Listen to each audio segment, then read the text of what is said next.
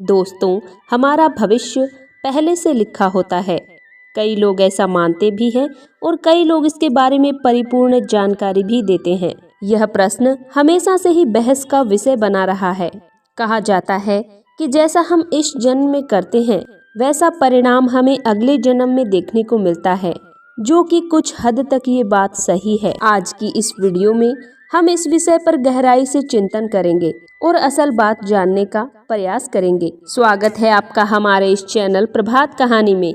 आज हम कुछ पौराणिक कथाओं और शास्त्रों की सहायता से इस बात को समझने की कोशिश करेंगे कि वाकई भविष्य पहले से लिखा होता है या फिर हमारे कर्म हैं जो हमारी भविष्य की धारा को सुनिश्चित करते हैं।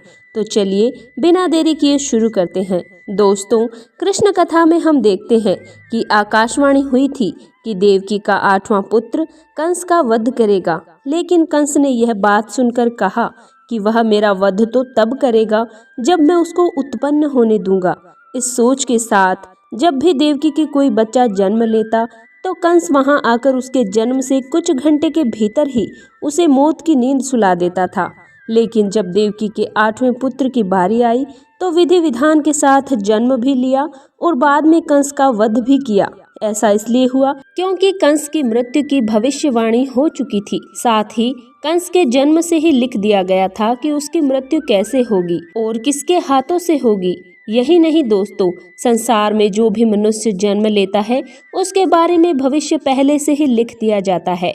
मनुष्य का जन्म कैसे होगा, कौन सी जगह होगा और उसके जीवन में कौन कौन सी परेशानियां आएंगी, यह सब विधि का विधान है और इसे चाहकर भी नहीं बदला जा सकता। इसके साथ ही आपको यह भी बता दें कि कई ऐसे पौराणिक शास्त्र एवं ग्रंथ मौजूद हैं जिनमें कई महापुरुषों के भाग्य पहले से ही लिखे होने का प्रमाण मिलता है। जैसे हम रामायण देखते हैं कि यह पहले ही तय था कि भगवान श्री राम को 14 साल का वनवास मिलेगा, अर्थात इसके पीछे का कारण भगवान श्री राम के हाथों रावण का वध होना था। इससे आप ही सोचो कि अगर राम माता श्री कैकेयी के बहकावे में नहीं आते, ना ही श्री राम को सीता माता के साथ वनवास के लिए जाना पड़ता, तो सोचिए रावण का वध श्री राम के हाथों कैसे संभव होगा। यह सब कैसे होना था, ये सब पहले से लिखा जा चुका था, जिससे कि यह सभी के सुमेल से संभव हो पाया। इसी तरह हर प्राणी का भाग्य लिखा जा चुका है। हम सब नाटक के छोटे छोटे पात्र हैं जिनका किसी न किसी उद्देश्य के चलते इस संसार में खात्मा हुआ है। लेकिन यह बात भी गलत नहीं है कि आपकी किस्मत आपके कर्मों पर आधारित है। यह कहावत तो आपने सुनी होगी कि जैसा बोओगे वैसा ही पाओगे। अगर आप अच्छे गुणों और पुण्य के काम करते हैं तो आपके साथ सदैव अच्छा ही होगा, लेकिन अगर आपने जीवन में हमेशा बुरे कर्म किए हैं तो उसकी ज़्यादातर संभावना है कि आपको उसका दुष्प्रभाव इसी जन्म में देखने को मिल जाएगा। अर्थात आपने अगर बबूल रूपी कर्म किए हैं तो आपको आम के फल कैसे मिल जाएंगे।